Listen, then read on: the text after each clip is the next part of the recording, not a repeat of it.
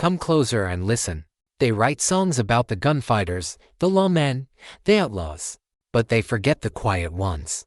The ones who build the homes, tend the gardens, and hold the world together with quiet, steady hands. They forget the women. And they forget what can happen when you push one of those quiet women too far. When you burn her world to the ground and take the one thing she loves. This is a story about a woman like that. A woman who traded her apron for a gun belt and her tears for ammunition. All right, a storm's coming. Let's ride into the lawless lands of the border and follow a widow on her last, terrible ride. The year was 1886, and in the nameless, lawless territory that bled between the borders of Colorado and Utah, life was a fragile and precious thing. It was a land of vast, beautiful emptiness, a place of red rock and endless sky, a place that bred a fierce independence in those who were stubborn enough to call it home. Mabel Hart was not a woman who considered herself fierce or independent. She was, quite simply, content. Her world was a small, hand-built cabin on 100 acres of hard-won land, a small but thriving horse ranch she and her husband, Daniel, had carved out of the wilderness. Daniel was a good, quiet man, his hands calloused from work, his love for her as steady and as constant as the northern star. Mabel's life was a gentle, repeating rhythm of domesticity, the smell of baking bread, the feel of clean laundry drying in the sun, the soft nicker of the horses at dusk, and the comfort of her husband's arms as they sat on the porch, watching the world fade to purple and black. She was a woman who had found her peace, quiet, unassuming happiness that was as rare and as beautiful as a desert bloom. This peaceful world was shattered by a force of nature called the Red Teeth Gang.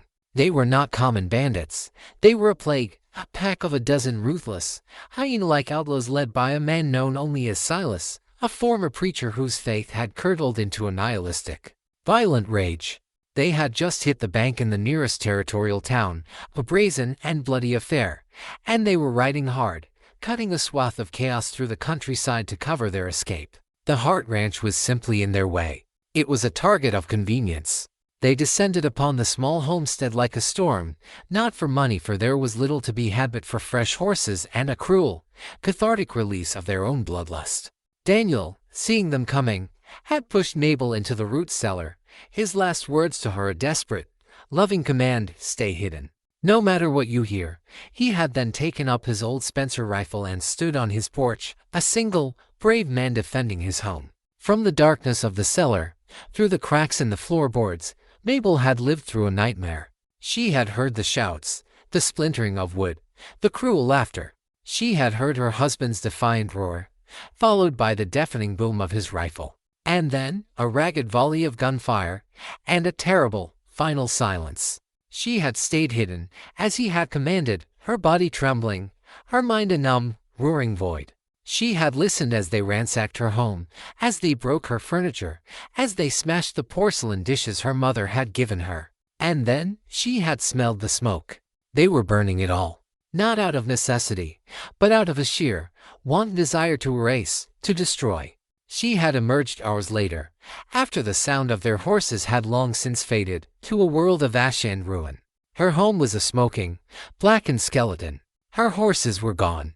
And her husband. He lay in the dirt of his own front yard, his body riddled with bullets, his face turned toward the home he had died trying to protect. A passing circuit rider found her 3 days later, sitting in the dust beside her husband's grave, which she had dug with her own bare hands. She was a silent, catatonic figure, her face smudged with soot, her eyes vacant, staring at a horizon that no longer held a future.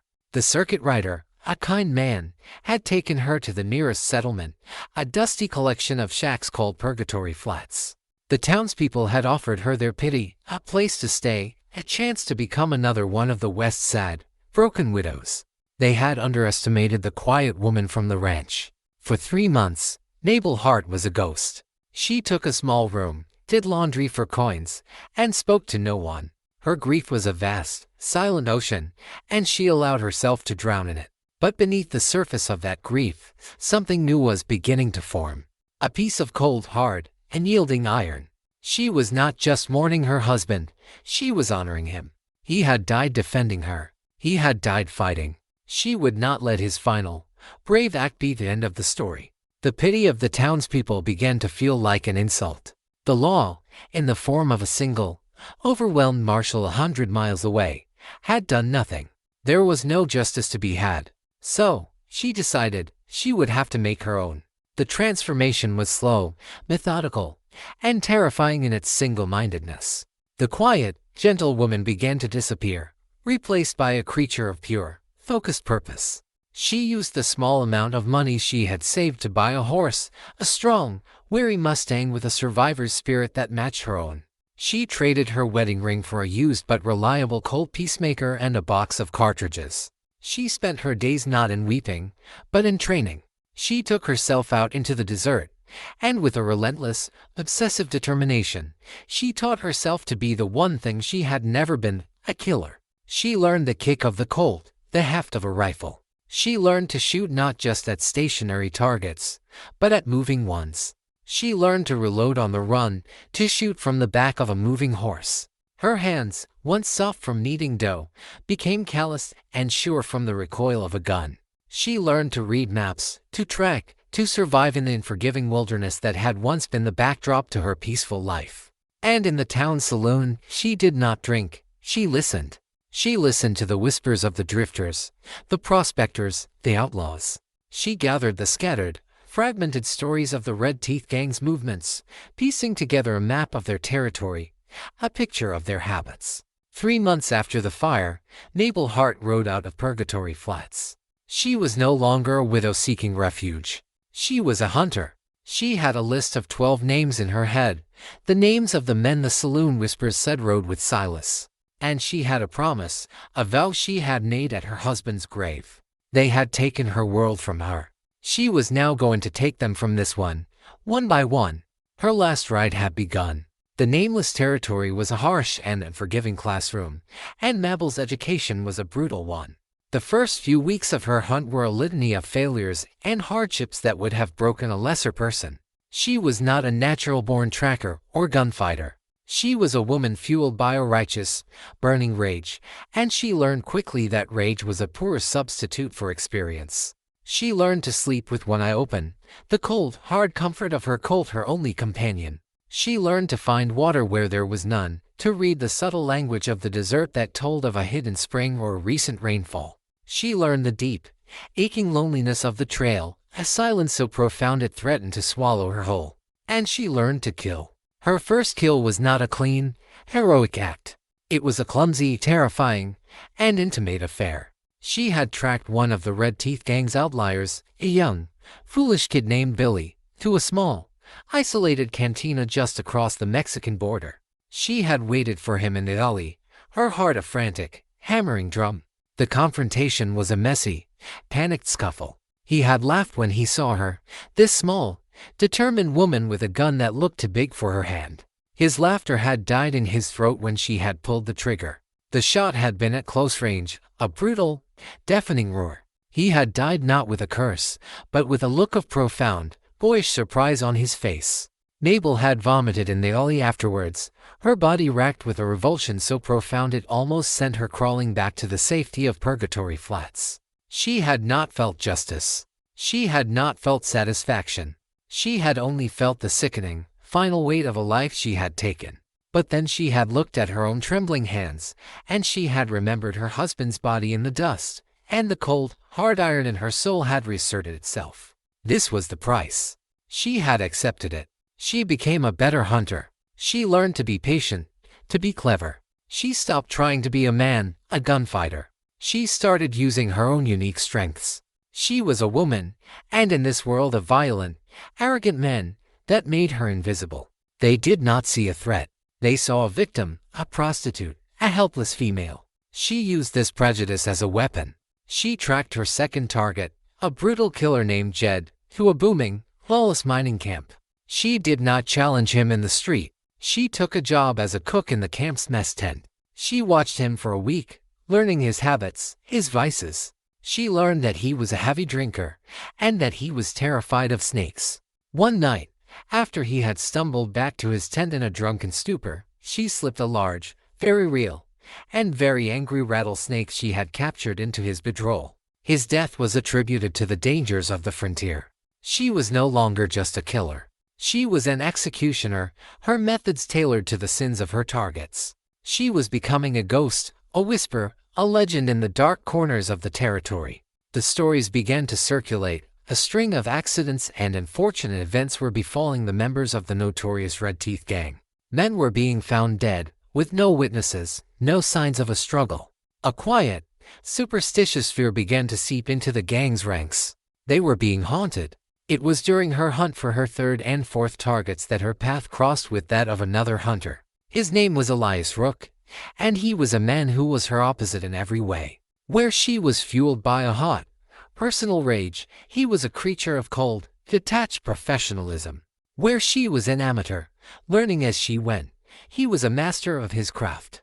And where she was an outlaw, dispensing her own brutal form of justice, he was the law. Elias Rook was a U.S. Marshal, operating undercover. He had been tracking the Red Teeth Gang for months, building a federal case against them for a series of train robberies that had crossed state lines. He was a patient, methodical man, a spider weaving a web of evidence, and he was on the verge of closing it. Mabel's one-woman war was a complication he did not need. Her accidents were eliminating his witnesses. Her chaotic and predictable brand of vengeance was disrupting his carefully laid plans. They met in a dusty, one-street town where Mabel had tracked two of the gang members. She was preparing her own trap, planning to use a stick of dynamite to create a diversion. He confronted her in her hotel room, his appearance as sudden and as silent as her own. He was a tall, lean man with intelligent, watchful eyes and the quiet, dangerous stillness of a man who was completely confident in his own abilities. "Mabel Hart," he said, his voice a low, calm baritone. Or should I say, the avenging angel of the borderlands. He held up a small, expertly drawn sketch of her face. "You've been busy." The confrontation was a tense, wary standoff. She saw him as a threat, another man from a world of laws that had failed her, a man who would try to stop her. He saw her as a loose cannon, a civilian whose personal vendetta was threatening to blow his entire operation. "They killed my husband," she said, her voice a low, flat statement of fact. "And they will hang for it," he replied. "All of them. That is the law." "The law," she said, her voice dripping with a contempt born of bitter experience, "is 1,000 miles away, in a comfortable courtroom.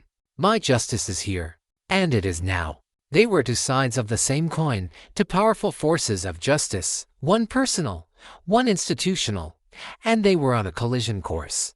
But they also recognized in each other a shared, unwavering purpose. They were both hunting the same prey, and they both knew that their best, and perhaps only, chance of success was to work together. A fragile, deeply suspicious alliance was formed in that small, dusty hotel room. The widow and the marshal, the avenger and the lawman. She wanted their lives. He needed them alive. Their goals were fundamentally incompatible, but for now, their trails led in the same direction. And they both knew that the Red Teeth Gang, now spooked and running scared, would be heading for a place to regroup, to hide, to count their stolen gold. A place like the ghost town of Greystone. The partnership between Mabel Hart and Marshal Elias Rook was not born of trust, but of a grudging, pragmatic necessity. They were two predators who had stumbled into each other's hunting grounds, and they had made the calculated decision that it was better to hunt as a pack, for now, than to turn on each other. Their journey toward the ghost town of Greystone was a long, tense, and largely silent affair, a masterclass in mutual suspicion. They rode side by side, two solitary figures in a vast, indifferent landscape, yet a chasm of philosophy and experience separated them. Rook was a man of the system. He believed in the slow, methodical, and often frustrating machinery of the law. To him, justice was a process, a thing of warrants, witnesses, and courtrooms. A conviction, a legal and lasting verdict, was the ultimate goal. He saw the world in shades of evidence and jurisdiction. Mabel, on the other hand, had seen the failure of that system firsthand. Her justice was a primal, elemental force, as direct and as final as a bullet. She saw the world in the stark, simple colors of right and wrong, of guilt and punishment. To her, a confession extracted at gunpoint was just as valid as one given in a witness box, and a grave in the desert was a far more certain prison than any man-made jail. This fundamental conflict was evident in their every interaction. Rook was a man of questions. He constantly probed her for details about the Red Teeth gang, for the names she had learned, for the habits she had observed. He was building his case, collecting the threads of evidence he would need to weave his legal net. Mabel was a woman of answers, but only the ones she chose to give. She was guarded, secretive, her trust a thing that had been burned out of her. She saw his questions not as a search for truth, but as an attempt to control her, to co-opt her personal war and bend it to his own institutional purposes. "The man you call Jed?" Rook asked one evening, as they sat by a small, smokeless fire. "The one you dealt with in the mining camp. Did he ever speak of the bank robbery in Durango? Did he mention who planned it?" "He spoke of his fear of snakes," Mabel replied, her voice flat, her eyes fixed on the fire. "And then he died of it. That's all the testimony I require." Her resistance to his methods infuriated him. "Damn it, woman," he exclaimed, his professional calm finally cracking. "These aren't just names on a list to be crossed off. They are witnesses. They are the links in a chain that leads all the way back to Silas and to the men who are funding him. If you kill them all, the head of the serpent will simply grow new fangs." "The fangs are what bit my husband," she shot back, her voice a low, dangerous whisper, her hand instinctively dropping to the Colt on her hip. "I will pull them. All of them. What you do with the snake's head is your business, Marshall. Don't interfere with mine." Despite their differences, a grudging respect began to grow between them. Rook, for all his frustration, could not help but be awed by her skill and her sheer and bending will. She was not a trained lawman, but her instincts were flawless. She could read the land with a subtlety that amazed him, could track a trail that he, a seasoned professional, would have missed. He saw in her a raw, natural talent for the very work he had dedicated his life to. Mabel, in turn, began to see beyond the badge. She saw in Rook a man who was as driven, as obsessed, as she was. His dedication to his abstract concept of the law was as fierce and as absolute as her dedication to her personal code of vengeance. He was not a soft man from a world of comfortable offices. He was a hard man, a survivor, who had chosen to fight his battles within a system she had long since abandoned.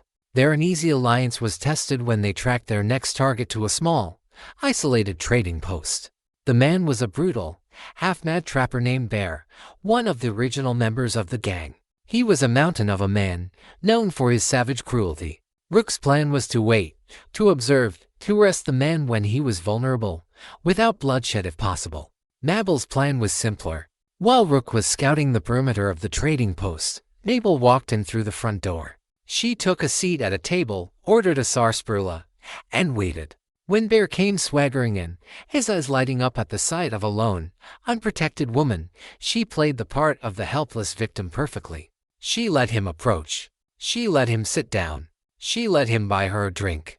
And then, as he was leaning in close, his breath hot and foul, his intentions clear, she drew her Colt from under the table and pressed its muzzle against his heart. "You were at the Hart Ranch," she said, her voice a soft, conversational whisper that was more terrifying than any shout. "I remember your laugh." The man's bravado evaporated, replaced by a pasty, slack-jawed terror. The other patrons of the trading post froze, their eyes wide. Rook burst in a moment later, his own gun drawn, expecting to find a scene of carnage. Instead, he found a scene of absolute, silent control. Mabel had her man, and she had him alive. "He's all yours, Marshall," she said, her eyes never leaving Bear's terrified face. "He's ready to make a full and complete confession."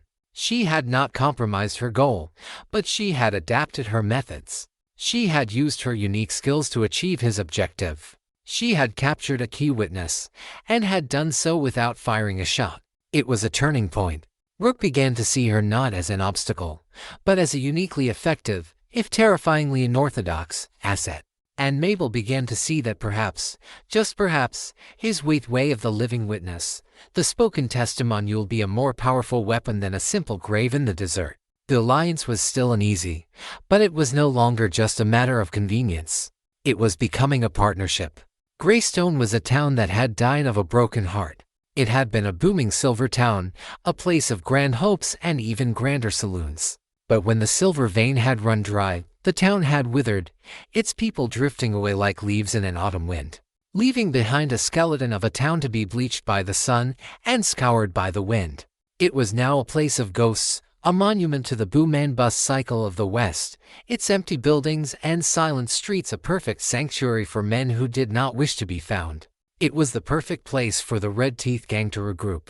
The confession extracted from the terrified trapper, Bear, had confirmed their suspicions. Silas and the 7 remaining members of his gang were holed up in Greystone, waiting for the heat from their last robbery to die down, planning to divide their considerable spoils before scattering to the 4 winds. For Mabel and Rook, Greystone was the end of the trail.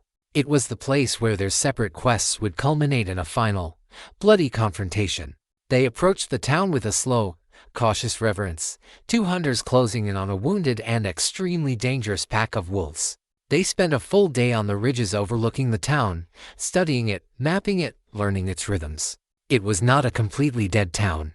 A few stubborn, desperate souls still clung to life there, an old, half-mad prospector, a woman who ran a makeshift cantina for the Outlaws, a few others who had nowhere else to go. Rook, the methodical lawman, saw Greystone as a tactical problem to be solved. He saw the sidelines from the church steeple, the choke point of the main street, the defensible position of the large, stone-walled saloon where the gang had made their headquarters. His plan was to lay a siege, to cut the town off, and to starve them out or force them into a mistake. Mabel, however, saw something different. She saw Greystone not as a fortress to be assaulted, but as a stage for the final act of her personal tragedy. And she had no intention of waiting. Her grief, her rage, had been a slow-burning fire for months. Now, with her husband's killers so close, it was threatening to become an inferno. "Your plan is sound, Marshal," she said, as they lay on a rocky outcrop, the setting sun painting the ghost town in hues of blood and rust. "But it is slow, and I am done with waiting. A direct assault would be suicide, Mabel," he argued, his voice a low, urgent whisper. "There are 7 of them, all hardened killers, in a fortified position." "I am not planning an assault," she replied, a strange, cold light in her eyes. "I am planning a haunting."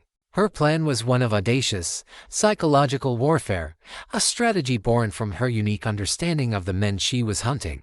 They were superstitious, greedy, and, since she had begun her one-woman war, deeply paranoid. She would not attack their bodies, she would attack their minds. That night, the haunting of Greystone began. While Rook and his small, newly deputized posse of local ranchers created a loose cordon around the town to ensure no one could escape, Mabel slipped into the town alone, a ghost in the city of ghosts. Her first act was a whisper. The gang had a sentry posted in the bell tower of the town's dilapidated church. Mabel, moving with a silence that was almost supernatural, scaled the back wall of the church and dispatched the sentry without a sound. She did not hide the body. She hung it upside down from the bell rope inside the tower, a grotesque, silent pendulum, a message for his friends to find in the morning. Her second act was a story. She knew the gang was holding their stolen gold in the vault of the old, abandoned bank. She broke into the bank and took a single, heavy gold bar. She then went to the town's small, overgrown graveyard. She found a fresh and marked gravithet of the old prospector, who had died a week before. She dug it up. She placed the gold bar on the chest of the corpse, and then she buried it. The next morning, the Outlaws would find the bank vault open, a single gold bar missing, and a trail of freshly turned earth leading to the graveyard. Her campaign of terror was relentless and brilliant. She used the empty, creaking buildings of the town as her allies, creating strange, unnerving sounds in the night. She would leave a single, dead raven, a bird of ill omen, in the doorstep of the saloon. She moved through their dreams, a faceless, vengeful spirit they could not see but could always feel. The effect on the Red Teeth gang was exactly as she had planned. Their paranoia, already simmering, boiled over. They had been hunted for months by a ghost, and now they found themselves trapped in a town that was actively, malevolently haunted. They began to turn on each other. The stolen gold, which should have been their bond, became a source of poison and suspicion. Fights broke out. Accusations of theft and betrayal filled the saloon. Silas, their leader, a man whose power was based on his followers' fear of him, found that they were now more afraid of the ghost outside than they were of the man inside. His control was slipping. He was a preacher of chaos, and he was being consumed by a chaos he could not control. Rook, watching all of this unfold from the ridges, was in a state of professional awe. Mabel was not just a woman seeking vengeance. She was a master strategist, a brilliant psychological warrior. She was dismantling the gang from the inside out, without firing a single shot. He had come to the West to hunt outlaws with the law. He was now watching a widow hunt them with fear, a weapon that was proving to be far more effective. He had thought he was her partner, her guide. He was beginning to realize that he was merely a witness to a force he could not comprehend. The ghost town of Greystone had become a pressure cooker, and the men of the Red Teeth gang were beginning to crack under the strain. Mabel's campaign of psychological terror had been devastatingly effective. The Outlaws, a pack of predators held together by greed and a shared history of violence, were now a paranoid, bickering mob, trapped in a town that seemed to be actively trying to drive them insane. They were sleeping with their guns in their hands, jumping at every creak of a floorboard, every whisper of the wind. They were haunted, not by a supernatural entity, but by the far more terrifying ghost of their own guilt. At the center of this implosion was their leader, Silas. He was a man who had once been a charismatic preacher, a man who had used the power of words to sway the hearts of men. But he had lost his faith, his disillusionment curdling into a dark, nihilistic philosophy. He believed the world was a cruel, meaningless joke, and he had remade himself into its most brutal punchline. His leadership was based on the force of his nihilistic will, on his ability to convince his followers that since there was no God and no justice, they were free to take whatever they wanted. But Mabel's campaign had introduced a new, terrifying variable into their godless world, a sense of a higher, and more personal, form of justice. They had committed a sin, and a vengeful, unstoppable angel of death had descended upon them. Their fear was becoming greater than their greed. Silas, seeing his authority crumbling, knew he had to reassert his control. He had to remind his men of the philosophy that had bound them together. He gathered his 6 remaining followers in the main room of the saloon, the air thick with the smell of stale whiskey and fear. He mounted the bar, the place where a preacher might have once stood, and he delivered a final, desperate sermon. "Look at you," he roared, his voice a powerful, commanding instrument that had once filled churches. "You are acting like frightened children, scared of the dark. You are the Red Teeth. You are the wolves. You are the fear, not the feared." He paced the bar, his eyes burning with a feverish intensity. "This is not a ghost. This is a woman. A single, grieving woman who you have allowed to get into your heads. Have you forgotten who you are? Have you forgotten what we believe? There is no heaven. There is no hell. There is only this. The gold in that vault, the power in our guns.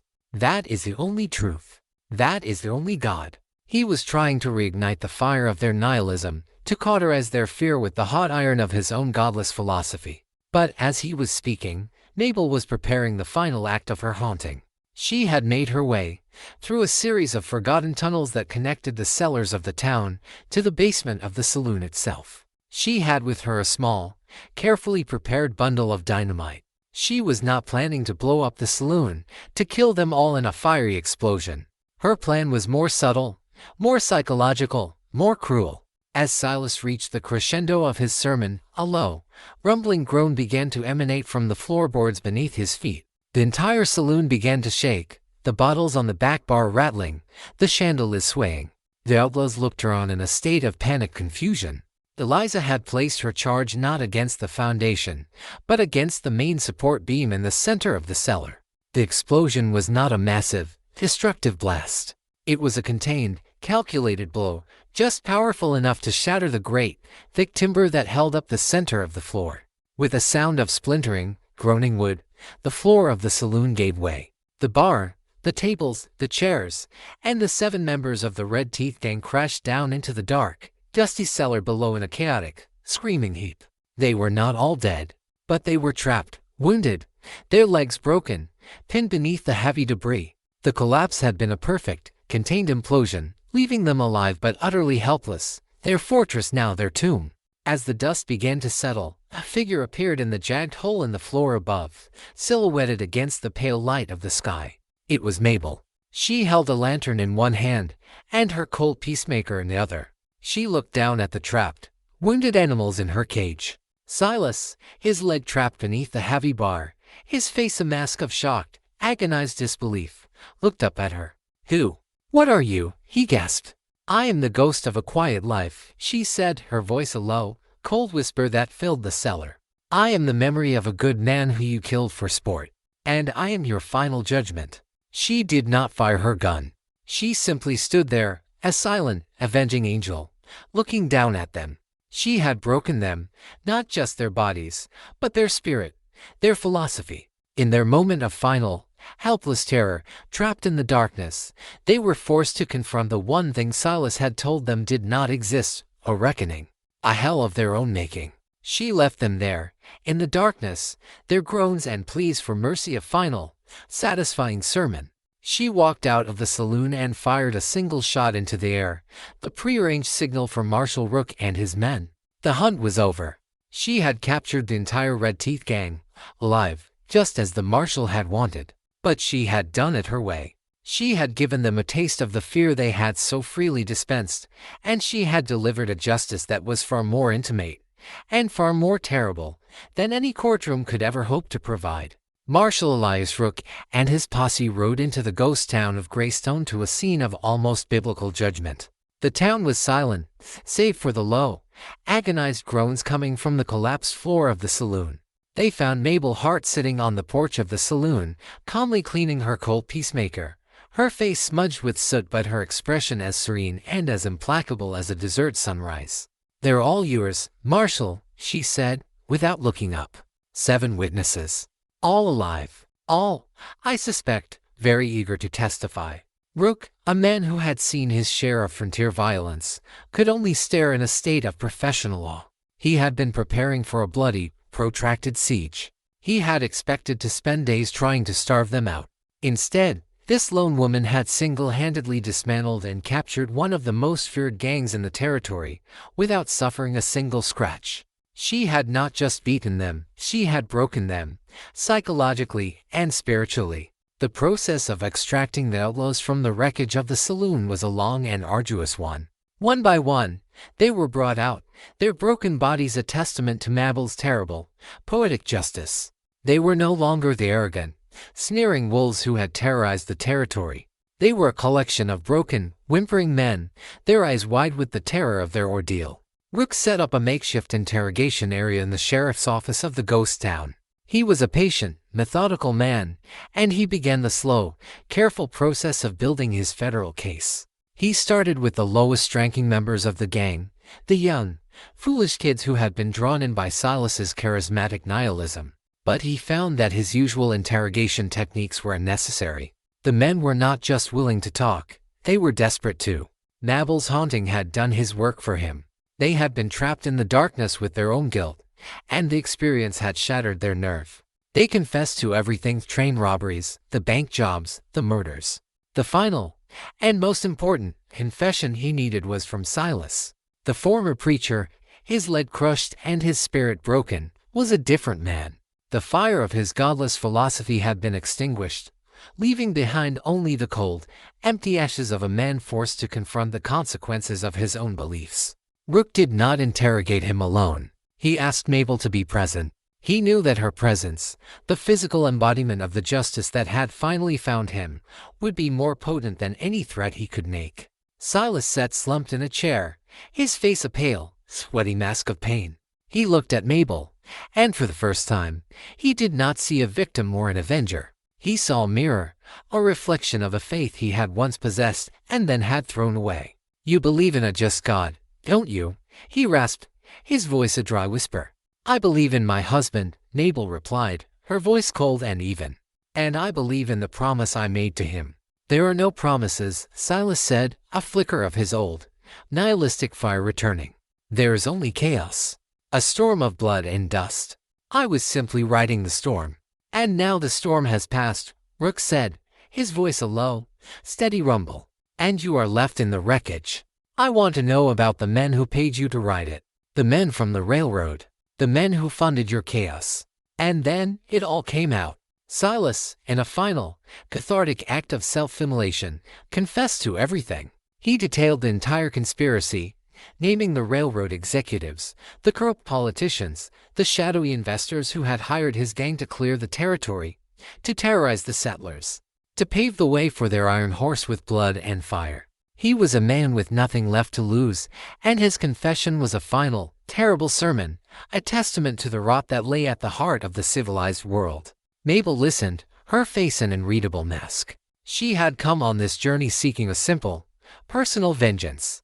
She had been hunting the fangs of the serpent, and now she found herself staring at its head.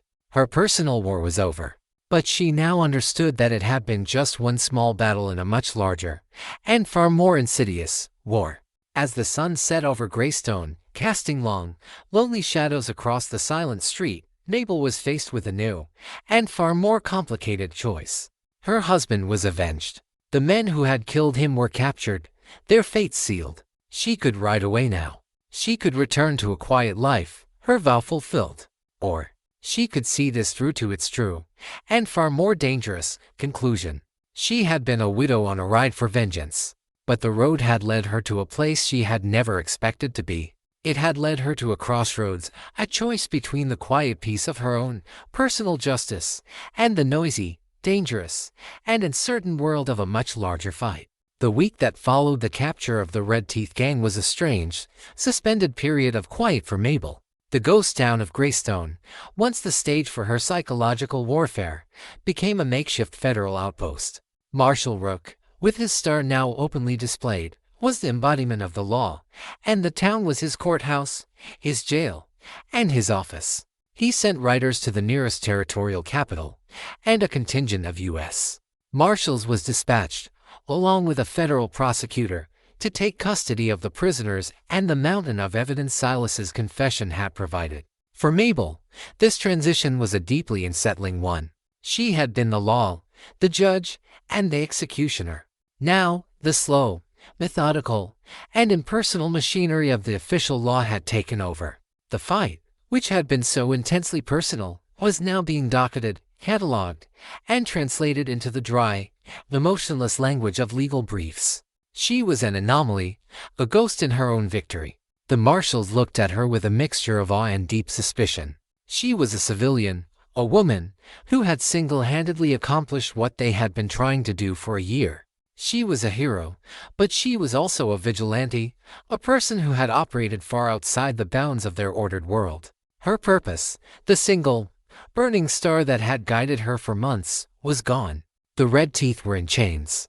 Her husband was avenged. She was free, but the freedom felt vast, empty, and terrifying. She had been defined for so long by her grief and her rage that she no longer knew who she was without them. She spent her days in a state of restless limbo, wandering the silent streets of Greystone, her cold peacemaker a heavy, useless weight on her hip. She would sit for hours on the porch of the saloon, looking out at the vast, indifferent desert, a landscape that had once been her hunting ground, but was now just an empty space. It was Elias Rook who forced her to confront her future. He found her on the porch one evening, as the sun was setting, painting the sky in the same violent, beautiful colors of the night her world had ended. "They're leaving in the morning," he said, his voice quiet. "The prisoners, the prosecutor. They're heading back to Denver for the trial." He paused. "They want you to come with them. To testify." The thought was repellent to her. To stand in a crowded, stuffy courtroom, to be stared at by strangers, to translate her raw, personal grief into a polite, sanitized testimony for a jury of men who could never understand what she had been through. "My part in this is over," she said, her voice flat. "I have done what I came to do." "Have you?" he asked, his intelligent eyes searching hers. "You pulled the fangs from the serpent, Mabel, but the serpent is still alive. Silas and his men, they were just the hired help. The real criminals, the men in the suits, the men from the railroad, they are still in their comfortable offices in Denver and Philadelphia. Without your testimony, the case against them is weak. Silas's confession is powerful, but he is an outlaw. They will paint him as a liar, a desperate man trying to save his own skin. But you are a victim. You are the moral heart of this case. Your story, told in that courtroom, will be the bullet that finally kills the serpent." He was presenting her with a choice she did not want to make. Her ride had been a personal one, a quest for a primal, biblical form of justice. He was asking her to translate that personal quest into a public one, to become a symbol, a weapon in a different kind of war, a war fought not with guns, but with words and laws. "That is your world, Marshall," she said, her voice full of a deep weariness. "A world of laws and lies. I have no place there." "And what is your world now, Mabel?" he asked gently. "Will you simply ride away? Disappear? Will you become a ghost again?" He sat down beside her, not as a lawman, but as a man. "I have been hunting men like Silas my entire life. And I have learned one thing. You can kill the man, but if you do not kill the idea that created him, another man will simply rise to take his place. This is not just about your husband anymore. This is about all the other husbands, all the other families, that men like Corbin and his bosses will destroy if they are not stopped. Your testimony, it could stop them." He was asking her to do the hardest thing of all. Not to fight, not to kill, but to trust. To trust the very system of laws that had failed her so profoundly. He was asking her to believe that a quiet word, spoken in a courtroom, could be more powerful than a loud, angry bullet. She sat in silence for a long time, the ghosts of her past and the uncertainty of her future waging a silent war within her. She had been the avenger. He was asking her to become a witness. She had been a force of nature. He was asking her to become a force of civilization. It was a crossroads, a choice between the dark, satisfying finality of her own personal justice and the bright and certain and far more difficult path of a justice that was for everyone. As the last of the sun's light faded and the stars began to appear in the vast, empty sky, she made her decision. The journey to Denver was a journey into another world. The small, armed convoy of U.S. Marshals, with their string of shackled prisoners, moved out of the raw, elemental landscape of the borderlands and into the increasingly civilized and ordered world of settled Colorado. For Mabel, it was a disorienting and often suffocating experience. She was a creature of the open spaces, of the vast, silent desert. The towns they passed through, with their noisy, crowded streets, their fences, their rules, felt like cages. She rode with Rook, not as a prisoner, but not as a free woman either. She was a witness, a key piece of evidence, and she was under his official protection. The easy, if wary, partnership they had formed in the wilderness was now replaced by a more formal, more complicated relationship. He was the lawman, and she was the civilian, and the invisible line of his authority was now drawn between them. The journey was a long one, and it gave her too much time to think. She was haunted by the choice she had made. Had she betrayed her own pure sense of justice? Had she traded the satisfying finality of a bullet for the uncertain and compromised world of lawyers and politicians? She would lie awake at night by the campfire, her hand resting on the Colt that now felt like a useless, heavy relic, and she would wonder if she had made a terrible mistake. Rook, sensing her turmoil, tried to bridge the gap between their two worlds. He was no longer the terse, professional hunter. He began to talk to her, to tell her his own story. He was a man like her, who had been forged by a personal tragedy. He had been a young lawyer in the East, with a wife and a child.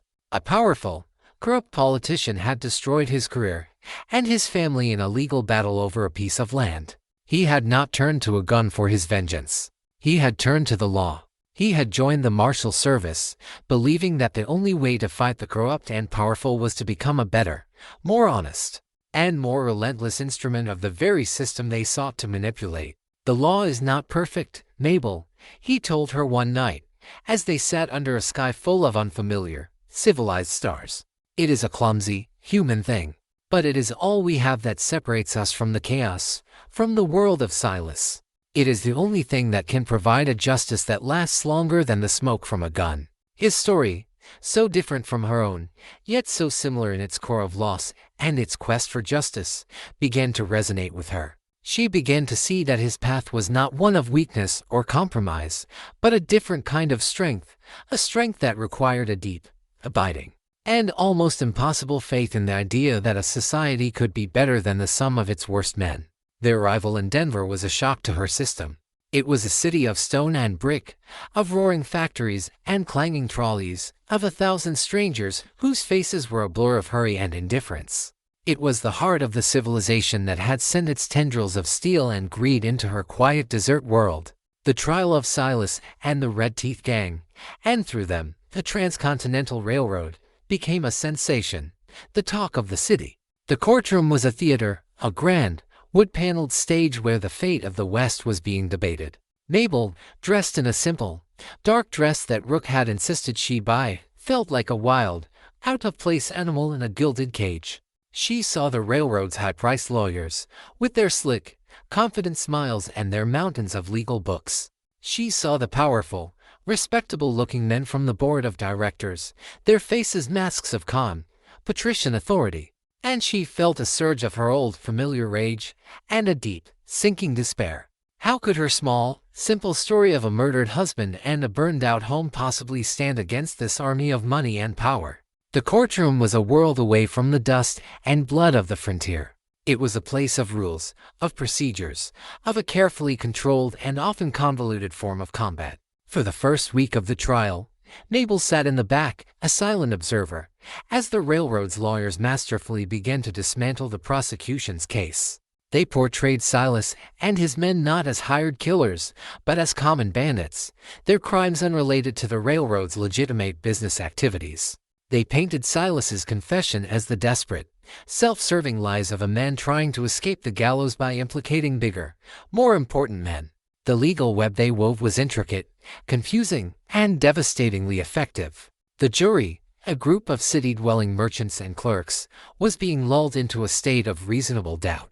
Marshal Rook's case, which had seemed so solid in the clear, simple light of the desert, was beginning to crumble under the sophisticated, legalistic assault of the city. He grew frustrated, his face a grim mask of controlled anger. The truth was being lost in a sea of objections and legal maneuvers. Finally, it was Mabel's turn to take the stand.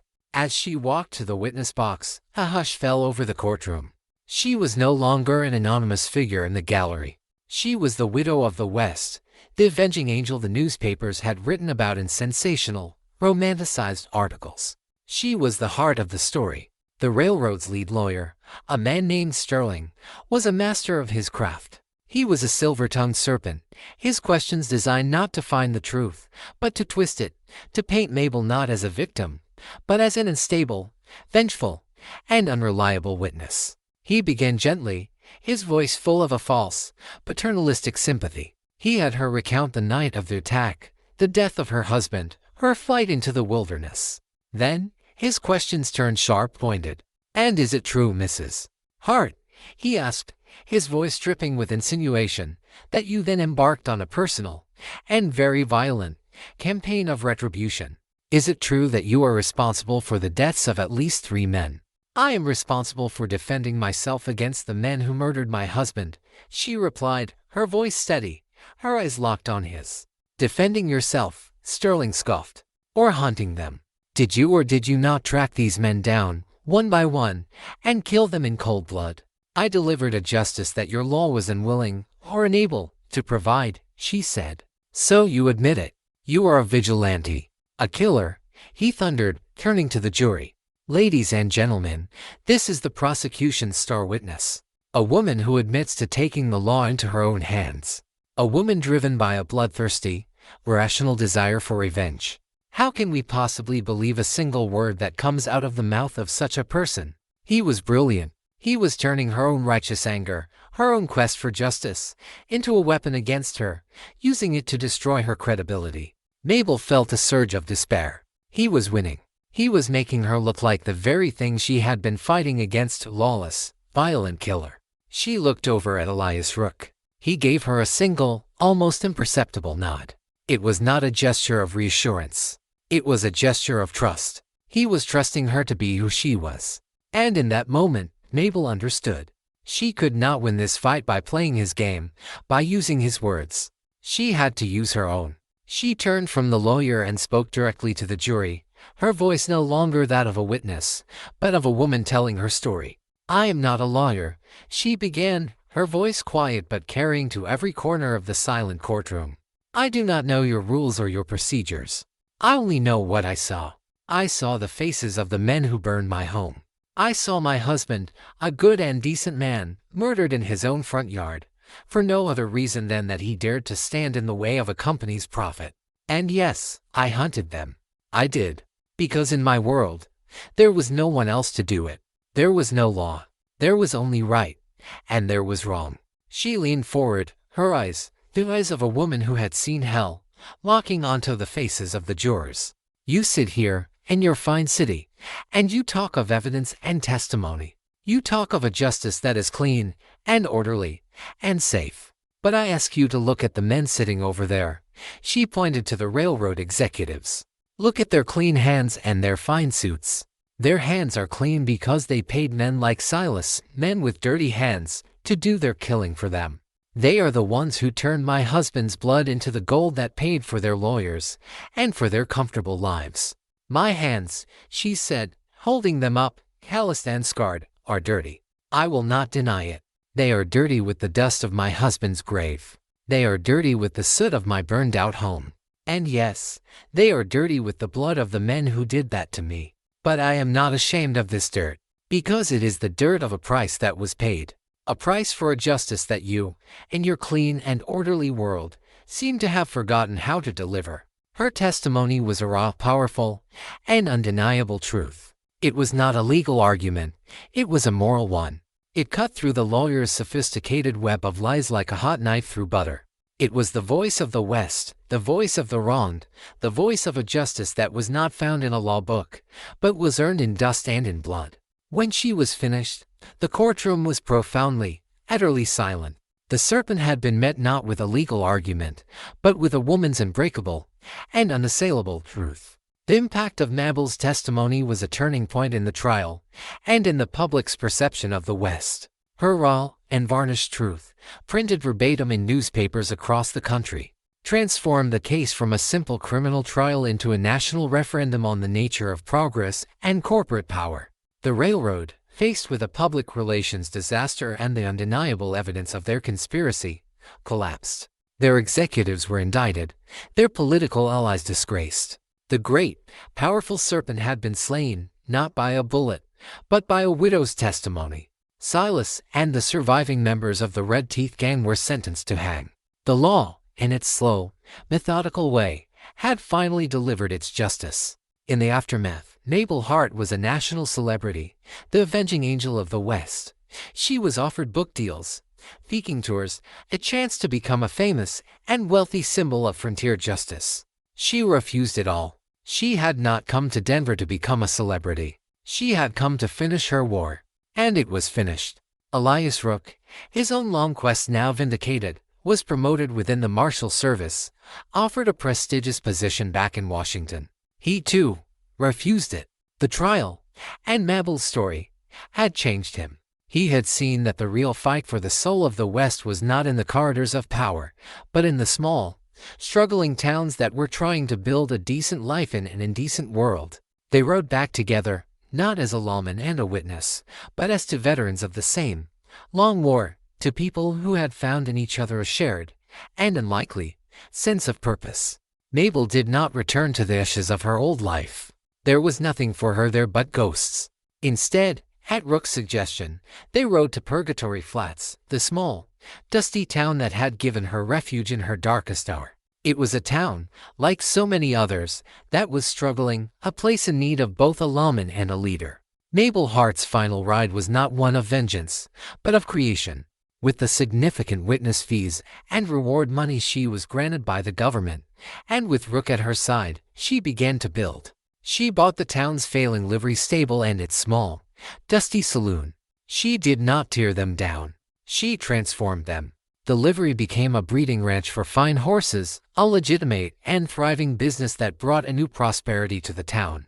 The saloon, once a place of despair, became a proper town hall and a reading room, a place for community and conversation. She used her fame not for personal gain, but as a magnet, attracting new, decent settlers to the town, people who were looking not for a quick fortune, but for a place to build a home.